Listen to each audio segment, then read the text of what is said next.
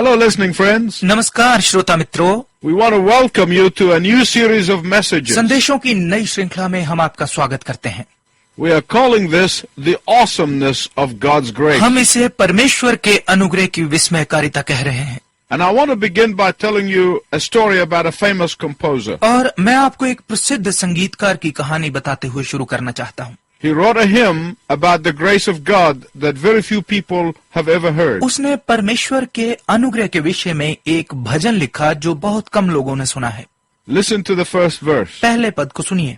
Praise the grace whose threats alarm thee, उस अनुग्रह की स्तुति करो जो तुम्हें सतर्क करता है, roused thee from thy fatal ease. घातक आराम में से तुम्हें जगाता है। Praise the grace whose promise warmed thee. उस अनुग्रह की स्तुति करो जिसका वादा तुम्हें सरगर्म करता है। Praise the grace that whispered peace. उस अनुग्रह की स्तुति करो जिसने धीमे से शांति को सुनाया है। Today, more than any other time in modern history, आज आधुनिक इतिहास में किसी भी समय से ज्यादा the word grace is no longer amazing or challenging. ये शब्द अनुग्रह आश्चर्यचकित करने वाला या चुनौतीपूर्ण नहीं रहा। In this age where people stay busy with too many activities, many people find grace to be boring. इस युग में जहाँ लोग बहुत सारी गतिविधियों में व्यस्त रहते हैं, अधिकतर लोगों के लिए अनुग्रह एक उबाऊ विषय है। In this age of human rights and animal rights and all kinds of rights, मानवीय अधिकारों, पशु अधिकारों और सभी तरह के अधिकारों के इस युग में grace is neither considered necessary nor appreciated. अनुग्रह को ना तो सराहा जाता है और ना इसे आवश्यक समझा जाता है। When people, whether they're believers or unbelievers alike, think that they can be good without God, जब लोग चाहे वो विश्वासी हों या गैर विश्वासी एक ही तरह से सोचते हैं कि वो परमेश्वर के बिना ही अच्छे रह सकते हैं, grace no longer enthralls us. तो अनुग्रह हमें अब और अधिक मोहित नहीं करता। In a time when the gospel of anything goes is reigning supreme, इस समय में जब सब कुछ चलता है वाला सुसमाचार सर्वोच्चता से राज कर रहा है, many people don't comprehend their need for तो grace. अधिकतर लोग अपने लिए अनुग्रह की जरूरत को नहीं समझते। Whether you are a person who takes grace for granted, as many Christians do, चाहे आप एक ऐसे व्यक्ति हैं जो अनुग्रह को मुफ्त में मिला हुआ समझते हैं, जैसे कि बहुत सारे मसीही करते हैं, or you are a person who never understood the power of grace, या आप एक ऐसे व्यक्ति हैं जो अनुग्रह की शक्ति को कभी नहीं समझा, this brand new radio series on grace is designed to challenge you and to change you for good. तो अनुग्रह पर इस बिल्कुल नई श्रृंखला को आपको चुनौती देने और अच्छाई के लिए आपको बदलने के लिए तैयार किया गया है। This series of broadcasts on the grace of God is designed to heighten your appreciation to the incredible and indescribable greatness of grace. परमेश्वर के अनुग्रह पर प्रसारणों की यह श्रृंखला उस अविश्वसनीय और अवर्णनीय अनुग्रह के प्रति आपकी सराहना को ऊंचा करने के लिए की गई है। This series of broadcasts on grace is designed to challenge you to never take grace for granted. अनुग्रह पर प्रसारणों की ये श्रृंखला आपको चुनौती देने के लिए तैयार की गई है कि आप अनुग्रह को मुफ्त की वस्तु ना समझें। This series of broadcasts on grace is designed that you will experience grace as a way of life and not as a license to sin. अनुग्रह पर प्रसारणों की इस श्रृंखला को इसलिए तैयार किया गया है कि आप अनुग्रह को जीवन के मार्ग के रूप में अनुभव करें, ना कि पाप के लाइसेंस के रूप में।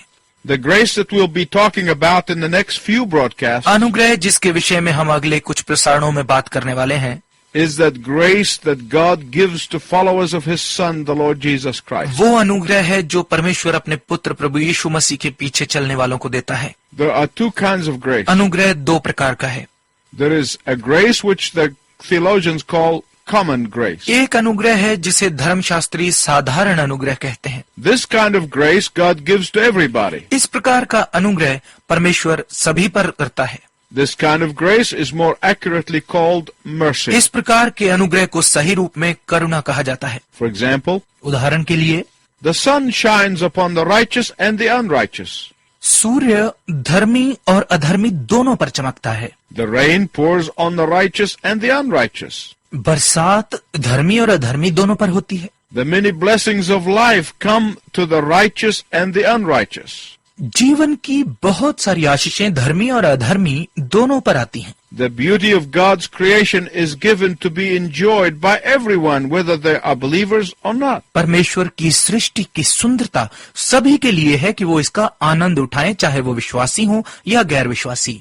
But the grace of God of which I'll be speaking is different from mercy. लेकिन परमेश्वर के जिस अनुग्रह के बारे में मैं बात करने वाला हूँ वो करुणा से अलग है। This grace is exclusively given to those who belong to God's Son. ये अनुग्रह अलग रूप से उनको दिया जाता है जिनका संबंध परमेश्वर के पुत्र के साथ है। This grace is uniquely lavished upon those who have received Jesus Christ as Savior and Lord. ये अनुग्रह अद्भुत उदारता से उन पर उंडेला जाता है जिन्होंने प्रभु यीशु मसीह को अपने उद्धारकर्ता और प्रभु के रूप में स्वीकार किया है। This grace is unmerited favor and undeserved kindness. ये अनुग्रह अपात्र के प्रति सहायता और अयोग्य के प्रति दयालुता है। This grace is irresistible and inexhaustible. ये अनुग्रह अप्रतिरोध्य और अनंत है। My listening friends, I want you to know that there is an important distinction between the two. मेरे श्रोता मित्रों, मैं चाहता हूं कि आप जान लें कि इन दोनों में एक महत्वपूर्ण अंतर है। God is infinite, but His grace is not. परमेश्वर निश्चित है लेकिन उसका अनुग्रह नहीं। God has no end, but His grace one day will come to an end. परमेश्वर का कोई अंत नहीं है लेकिन उसका अनुग्रह एक दिन समाप्त हो जाएगा। God is eternal, but His grace is not. परमेश्वर अनंत है परंतु उसका अनुग्रह नहीं। There is a time coming when God's grace will come to an end, एक समय आ रहा है जब परमेश्वर का अनुग्रह समाप्त हो जाएगा and judgment will take over. और न्याय अधिकार कर लेगा।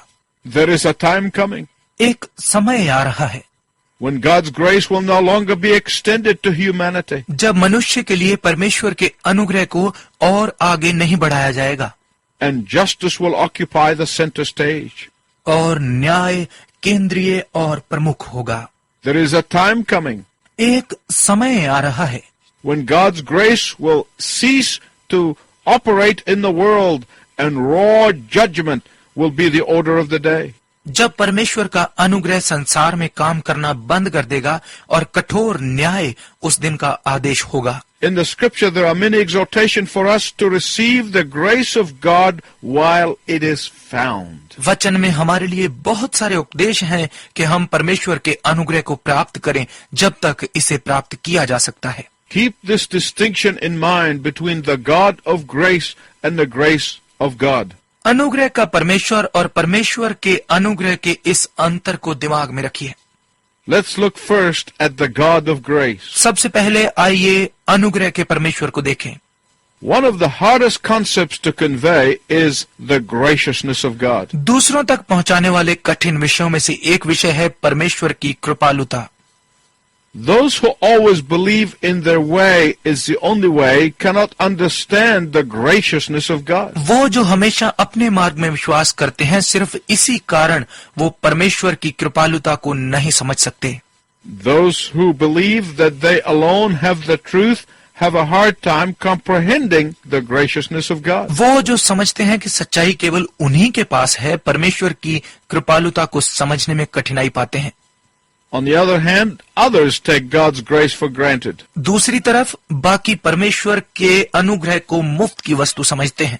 Still others have stopped marveling at anything. फिर भी औरों ने किसी भी बात पर चकित होना छोड़ दिया है।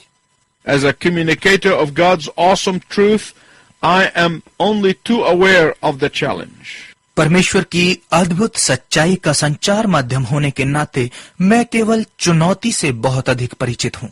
Nonetheless, to constantly revel in the God of grace and the grace of God is the most important part of the Christian life. इसलिए अनुग्रह के परमेश्वर और परमेश्वर के अनुग्रह में लगातार आनंदित रहना मसीह जीवन का एक महत्वपूर्ण भाग है। To understand the God of grace and the grace of God is to live your life above mediocrity.